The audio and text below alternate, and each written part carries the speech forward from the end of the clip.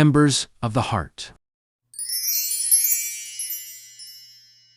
The prairie wind carried warmth into Red Hollow, signaling the change of season. Weeks had passed since the black spurs were driven out, and life was beginning to settle into a gentler rhythm.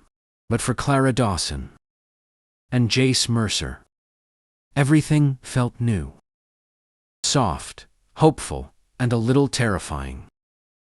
Jace had never stayed one place this long. Clara had never let someone so deeply into her life. Every moment together felt like learning a new language, one built of shy smiles, brushing fingertips, late-night confessions, and silent promises. Most mornings, the town woke to the sight of Jace carrying wood to Clara's porch, or repairing her fence. He insisted he was just earning his keep. But Clara caught the way his eyes warmed every time they rested on her. One morning, she surprised him with a new shirt she had sewn, a rich brown cotton with copper stitching. "I made this for you," she said softly. "Thought you might like something that actually fits." Jace unfolded it, his breath catching. "No one's ever made something for me before." Clara smiled. "There's a first time for everything." When he lifted his eyes, the look he gave her felt like a vow. He wasn't ready to speak yet. Peace didn't last. One evening, while the sun dipped behind the ridge, the sheriff rode hard into town, dust swirling around him. Silas Crane escaped custody, he announced. And he wasn't alone. A chill clawed down Clara's spine. Jace's jaw tightened. The sheriff turned to Jace. "He blames you, Mercer. And he'll come back for you. And for anyone you care about." Clara felt Jace's hand brush hers, a silent reassurance. But she could feel the fear behind it. That night, Clara found him saddling his horse. "You're leaving," she whispered. Jace paused. "Clara, Silas wants revenge. I can't let him hurt you. If I'm gone, he'll have no reason to come here." Tears welled in her eyes, but she lifted her chin. "You left once, and it nearly cost you your life. You're not running again." He shook his head. "This is different." "No," she said, stepping closer. "It isn't. You told me this was your home.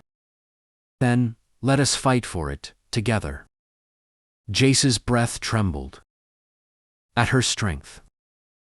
His hands rose to cup her face.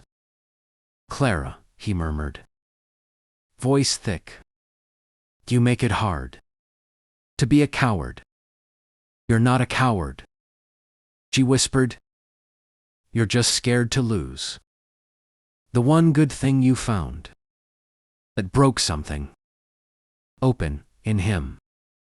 He leaned his forehead against hers, eyes closed, fighting emotion he didn't know how to name. And he stayed. A week later, the danger arrived.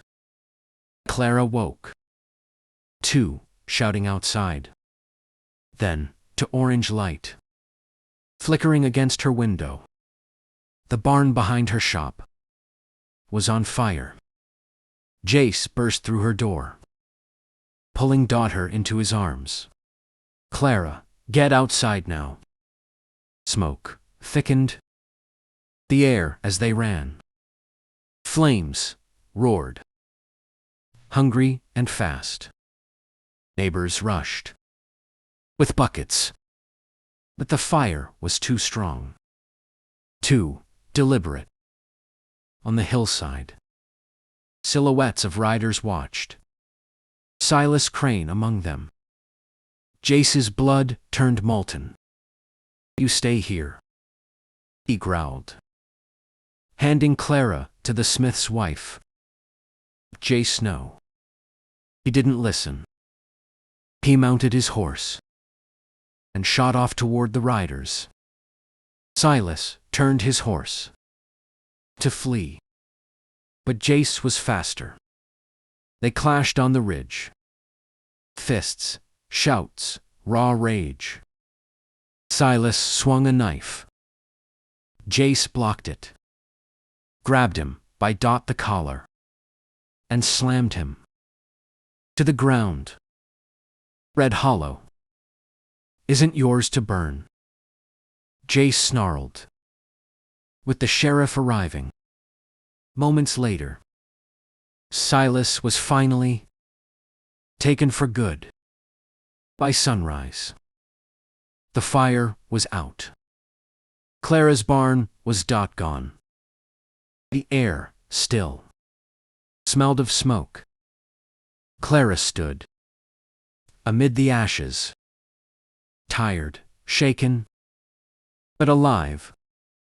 She turned when she felt an arm slide around her waist. Jace pressed his forehead to the back of her head, breathing in her presence like it anchored him. I'm so sorry, he said, voice rasping. If I hadn't been here, you wouldn't. She spun and cut him by grabbing both sides of his shirt. Stop.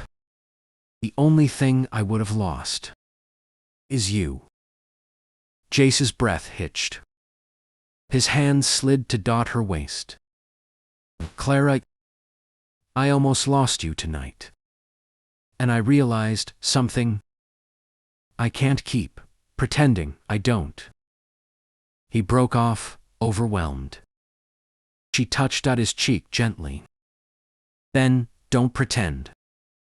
The wall he'd held for years finally shattered. He pulled her into a deep, trembling embrace. I love you, he whispered against her hair. Words, rough from disuse. Honest, real. Clara melted into him, tears falling softly. I love you too, Jace. They stood in the smoky dawn, holding each other, as the town slowly woke behind them.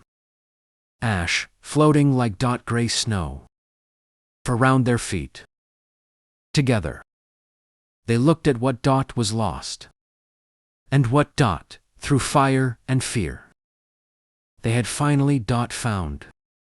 A beginning, a promise. A home in each other's arms.